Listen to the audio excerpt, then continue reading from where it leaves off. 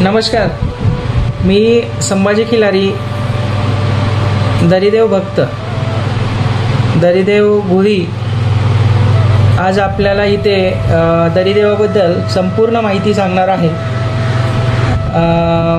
दरिदेवाचे मूळ नाव हे ईश्वर आहे. ते डोंगराच्या दरीमध्ये अदृश्य झाले म्हणून पुढे त्यांचे नाव दरेश्वर, दरिदेव, दर्याप्पा या नावाने त्यांची ओळख आहे. जक्कम्मा देवीचे दर्शन घेतल्यानंतर समोरच दरी देवाचे अत्यंत भव्य असे मंदिर आहे. एक भव्य किल्ला उभारलेला आहे. पहिल्या पायरीपासून शेवटच्या पायरीपर्यंत 135 पायऱ्या आहेत. पायरीला दरिदेवाला नारळ फोडण्याची तसेच भंडारा खोबरं पालखीवरती उधळण्याची प्रथा वर्षानुवर्ष चालत आलेली आहे. बामिनी वास्तुशिल्प कलेचा एक उत्कृष्ट नमुना म्हणजे आपले दरेश्वराचं, दरिदेवाचं, दर्याप्पाचं मंदिर आहे. जागोजागी कमाने, दीपमाला व भव्य असं हे मंदिर संपूर्ण दगडामध्ये बांधकाम करण्यात आलेलं आहे. श्री दरेश्वराला त्यांचे सेवक चाबुकस्वार म्हणून गुढी सोडण्याची वर्षानुवर्ष प्रथा आहे. गुढीला घोडा चाबुकस्वार असेही म्हटले जाते. ही परंपरा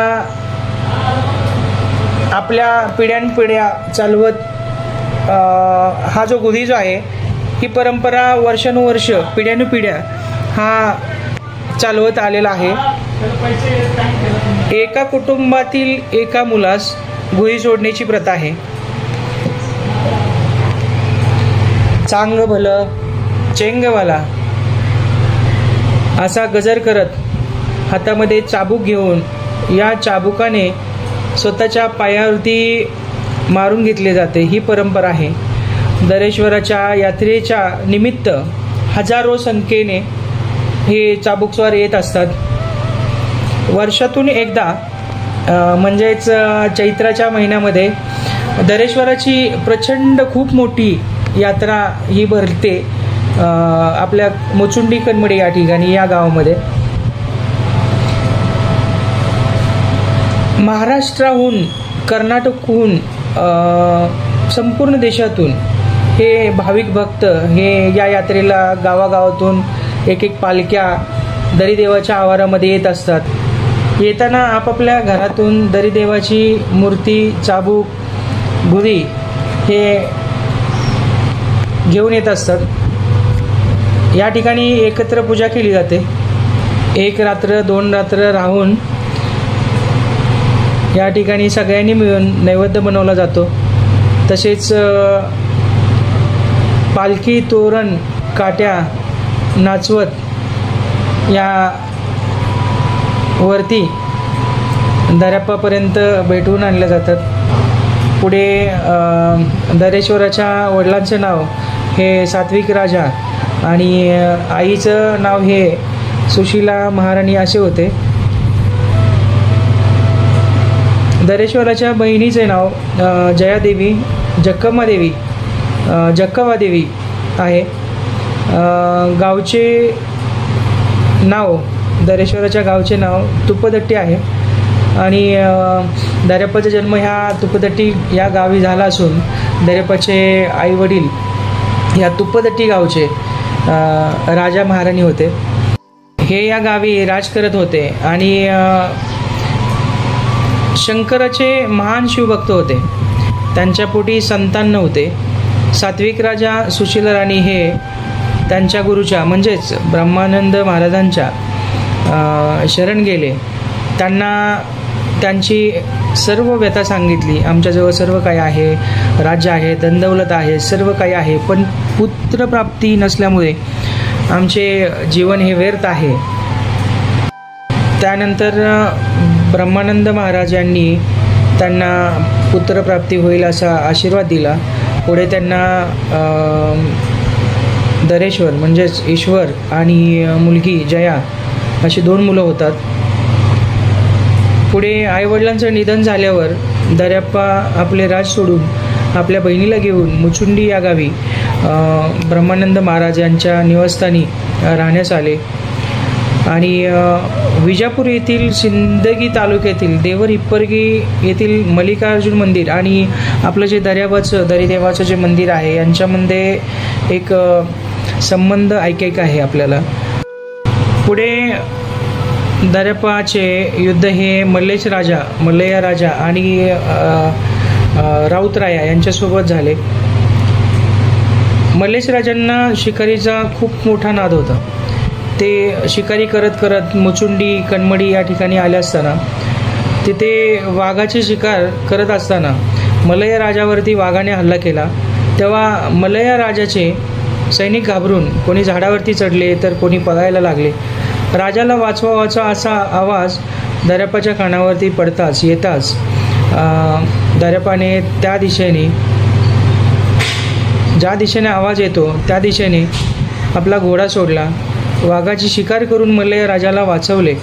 मल्लय्या राजा त्या ठिकाणी जखमी झाले होते. त्यानंतर त्यांना आपल्या राजवाड्यामध्ये घेऊन येऊन त्यांच्यावरती उपचार केले, पाहुणचार केले आणि मल्लय्या राजा बरे झाल्यावर ते त्यांच्या राज्यामध्ये गेले. तेव्हा जाताना दर्याप्पाला आपल्या राज्यामध्ये येण्यासाठी पाहुणचार घेण्यासाठी त्यांनी आमंत्रित केले होते.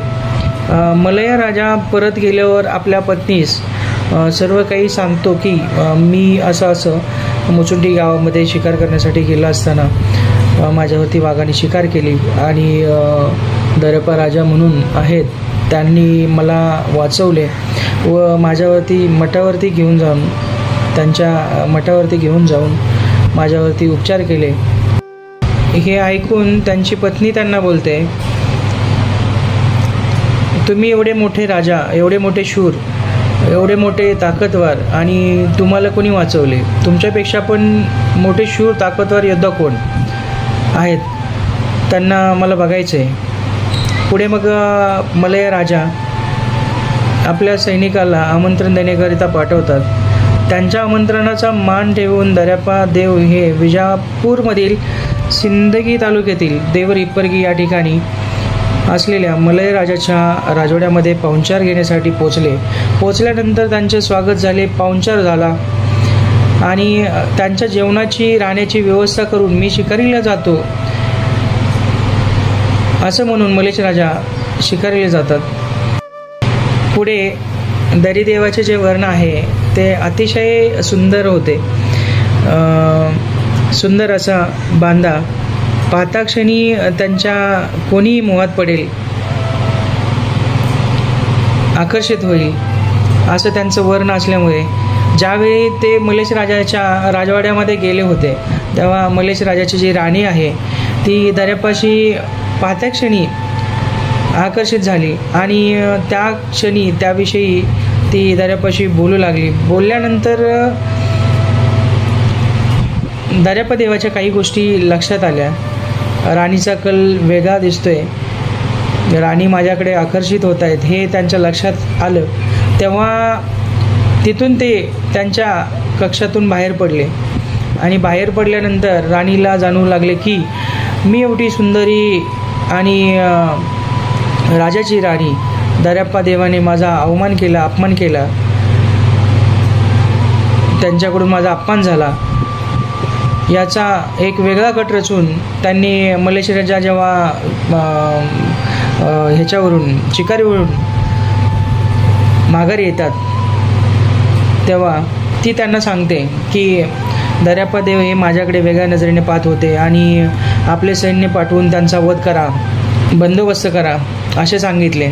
आणि असं सांगितल्यानंतर राजाने तात्काळ त्यांचे जे सेनापती होते राऊतराया त्यांना बोलवून घेतले आणि दर्याप्पा राजा यांच्या पाठीमागे त्यांचे सैन्य राऊतराया घनघोर युद्ध आणि पाठलाग सुरू झाला. देवर हिप्परगी ते मुचुंडी युद्धाचा प्रवास सुरू झाला आणि येथे मुचुंडी या ठिकाणी पुन्हा युद्ध प्रवास सुरू झाला. युद्ध चालू असताना दर्याप्पाची बहीण जी होती जक्कवा देवी दर्याप्पाला बोलते युद्ध करू नको. युद्ध चांगलं नाही, परंतु दर्याप्पा आपल्या बहिणीचं जखमदेवीचं काही एक ऐकत नाहीत. जखमदेवी त्यांच्या हातातील आरती खाली पडते. जखमदेवीला वाटू लागते की युद्धामध्ये माझ्या भावाला काही बरं वाईट जर झालं तर मी ते काय पाहू शकत नाही. ही काही गोष्टी माझ्या कानावरती पडण्याच्या अगोदर मी स्वतःला संपवते, ऐक्य होते. असं म्हणून जी बहीण आहे, जक्कमादेवी आहे, ती त्या ठिकाणी जाताचे मंदिर आहे त्या ठिकाणी ती समाधी घेते, जलसमाधी घेते. पुढे युद्ध भयंकर खूप मोठे होते. राऊतरायाच्या घोड्याचे शेपूट तुटते युद्धामध्ये. युद्ध झाल्यावर परत दर्याप्पा त्या ठिकाणी आपल्या बहिणीला शोधत येतात. पाहतात तर काय, आपली बहीण ऐक झाली, जलसमाधी घेतली तिने. हे दृश्य पाहून दरिदेवास खूप दुःख होते. माझ्यासाठी माझी बहीण ऐक झाली, जलसमाधी घेतली तिने. आता मला युद्ध नको, काही नको, सर्व काही सोडून देतो. माझे भक्त मला भेटायला येण्याच्या अगोदर माझ्या बहिणीला भेटावे, तिला नैवेद्य द्यावा आणि तिला दिलेला नैवेद्य मला द्यावा. माझ्या अगोदर तिचा मानसन्मान व्हावा. असं म्हणून शस्त्र टाकून देतात आणि या दरीमध्ये, डोंगरामध्ये समाधिस्थ होतात. त्याच ठिकाणी डोंगराच्या पाषाणाच्या पडीमध्ये त्यांची जी स्थापना करण्यात आली, ती स्थापना म्हणजेच जाताचे दरीदेवाचं जे मंदिर आहे ते 12 ज्योतिर्लिंगानंतर 13वा ज्योतिर्लिंग हे दरीदेव आहेत. दरीदेव हे कोणत्या एका धर्मासाठी किंवा समाजासाठी नाहीत, तर ते सर्व जाती धर्माच्या 12 बलुतेदार लोकांसाठी आहेत, अशी त्यांची ओळख आहे. आणि पुढे आपल्या भोळ्या भक्ताच्या हाकेला धावणारा, नवसाला पावणारा देव म्हणून त्यांची ओळख झाली. जो कोणी भक्त दरीदेवाची मनापासून भक्ती करतो, पूजा करतो, त्यांची इच्छा संपूर्ण होते. धन्यवाद.